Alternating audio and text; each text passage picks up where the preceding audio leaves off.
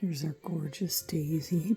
The puppies are heading into their 6th day of life, but that doesn't happen until 6:25.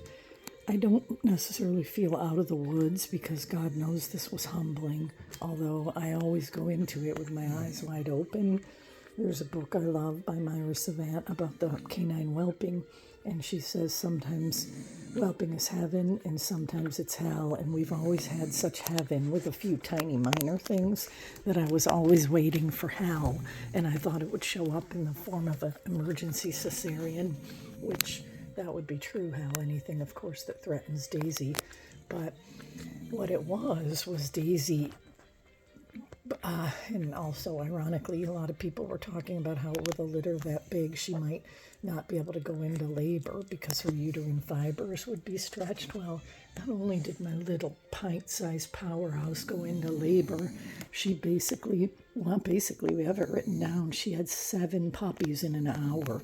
Even my mentors told me they've never seen that, and another friend I know from Airedales who's been breeding 20 years told me the most he's ever had in an hour is 3.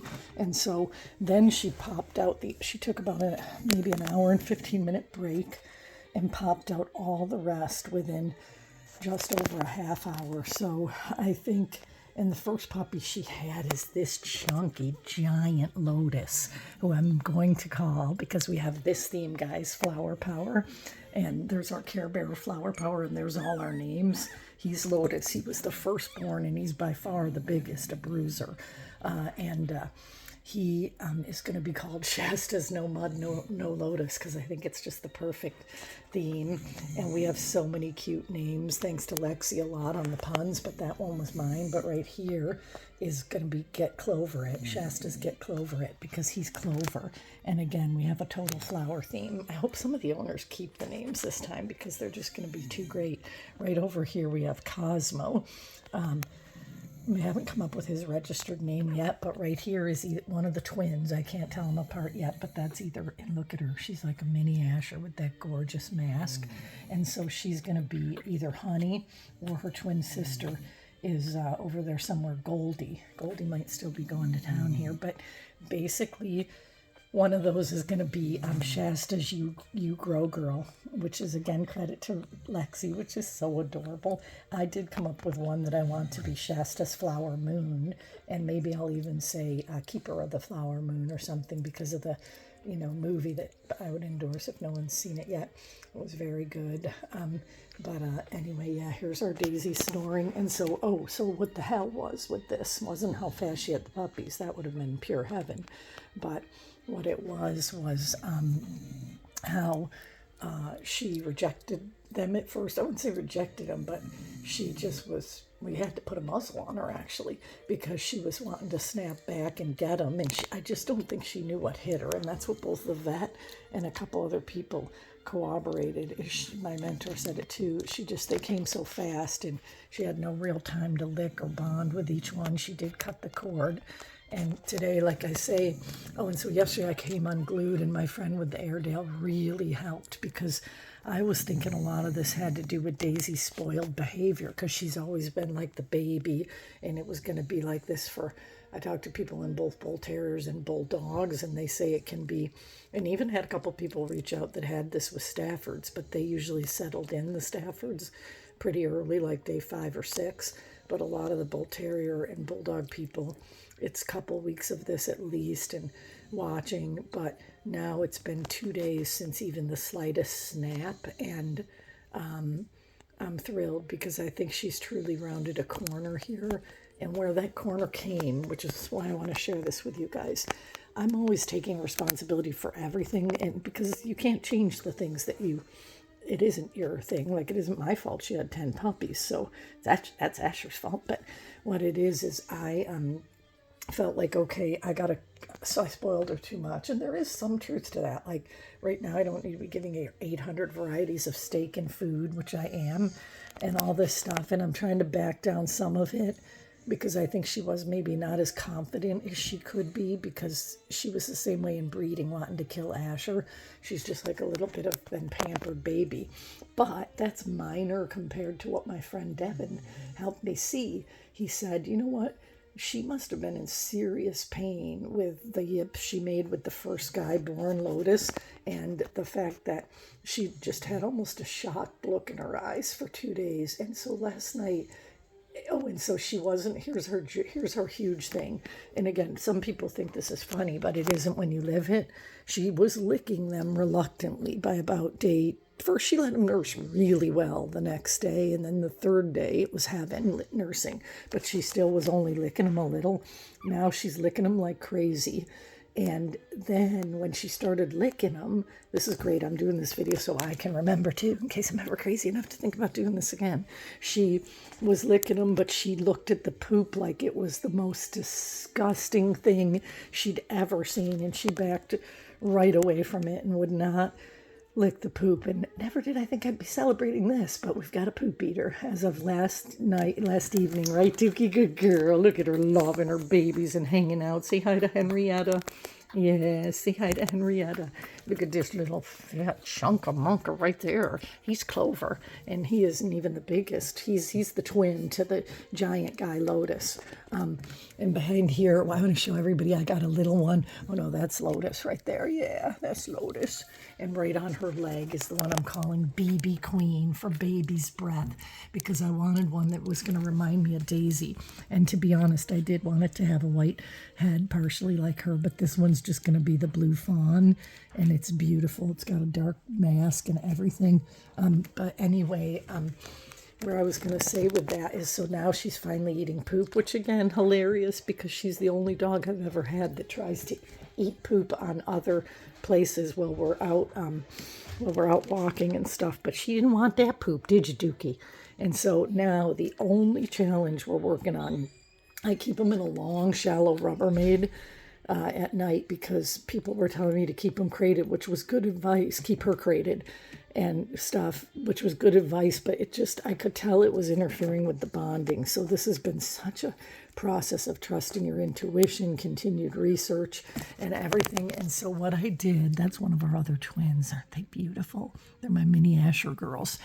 We got 3 girls and 5 boys, which is also going to be hard on her. And we did have 10. And I mean, never did I think, but I was really almost palpable relief at the passing of our little guy, who we truly wanted to make it. We were calling him Shasta's meant to be on purpose. The first one just passed right away. He had a cleft abnormality and he passed. The cleft palates are real common in the bullies, and honestly, we've never had any except Indy. My one had a cleft lip, but never a palate. And so this one had the complete cleft palate. And then the little guy that was going to make it had a small hole in there. But both the vet and the mentor said if that was the only thing going on, he would have been fine. But he did have a little soft spot in his head. So they thought it was just an indicator of more internal stuff. And again, out of 10, to be left with 8, when I really felt Daisy's maximum size of a litter would be 7, I'm just more than grateful. And now I'm just thrilled, because I think the days are behind us that I'm going to have to panic about her. Not that we're not watching like crazy, because she's still a little high-strung, but she, as you can see, she's settling right in pretty well. And so mostly I want to wrap it up by saying what I did do is I embraced and had more empathy with her and patience, because I'm not a patient person. And I thought, gosh, baby, you were in some pain. And instead of just kind of rushing and thinking, why aren't you licking them, move it around, move it up, and all, I just started holding them a little more when she licked them. And I don't know, like I say, somehow she just sighed into everything and relaxed, which could be partial coincidence, but I think it's a lot my attitude. Okay, I'm going to upload this, everybody. Look at my babies. Oh, and then the only last guy, since I seem to need something to worry about, it's my nature, I guess, was that little guy to the right that I'm calling Tiny Tiger. And he's next to his big brother, Sonny. Those two are beautiful, the last 2 reds, too. But this little guy, Tiny Tiger, last night I thought now he might go next, because he's less like quick to nurse and vigorous, but Lexi reminded me, and she's absolutely right, that he is like his and actually that might not even be him, that could be Tiny Tiger, but I think that's Honey or Goldie. But anyway, this is going to be brutal to tell everybody apart eventually, so I don't know, we might do collars, but look at that, for sure is Honey or Goldie, because one of them is a chunk, and I think That's Goldie, because they have less white on the chest. That's the only way to know.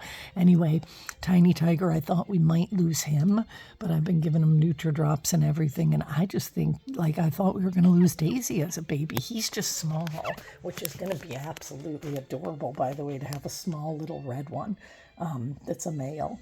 Because the red males are so cute anyway, but the small ones are adorable if they stay small. And there's no way to predict that, because we once had Spitfire Lily, Henrietta, you'll remember from your favorite litter, and she ended up being the biggest puppy when I saw everybody at 8 months. So I guess you can't really tell, but he's short back to the little tiny guy. I'm going to go make sure that's not him, but I don't think it is anyway. Not that it matters, because it's nice and warm in here. All right, guys, feeling much better here. And I might add that the longest stretch of sleep I've now had would be just shy of 3 hours in going on a week tomorrow. But I am off this week, and I work next week. And I want to put a shout out to my precious angel puppy owner of her beautiful dog, Bimo, who's been doing so well, Janae, and hopefully there's a little special one in here for Janae, but she's coming out to help me, and it'll also be good because she and Fu and a couple people, mostly those two, are people I'm really hoping will carry on the Shasta lines when I'm done with this, which might be now, but anyway, she will come out and learn from it and also help me, and she's making a 9-hour trek this Saturday. And thanks for everybody, because I've had a lot of wonderful people, especially my friends in other breeds, but even a couple select in this breed like Lorelei, and of course my mentors that have reached out to help me a lot, Jen. So yeah, I think that might be Tiny Tiger. I'm gonna go check him out. But oh, by the way, you guys, for 5 days old, 5 days old, they're not even 6 days old till 6:30 starts tonight, the one Lotus, and they're all about the same age since it came so fast. But anyway, this little nugget, they're all super fast. Is that, I see Peony? Yeah, that, or wait a minute. No, that's a girl. So that's little. That's probably like, wait, I forgot to check the test. That might be Goldie. And that little chunk might be Honey. All right, I'll let everybody, oh God, look at him back at it, Lotus. That guy is the absolute, or that might be Clover, but see how hard it's going to be to tell those two chunky boys apart. But for sure, the biggest and most demanding and insistent loudmouth is Lotus. And then there's no question about that. And look, there's our BB Queen, Janae. She's a beauty beyond belief. Look at her. She's the prettiest. All right, I'm going to turn this off.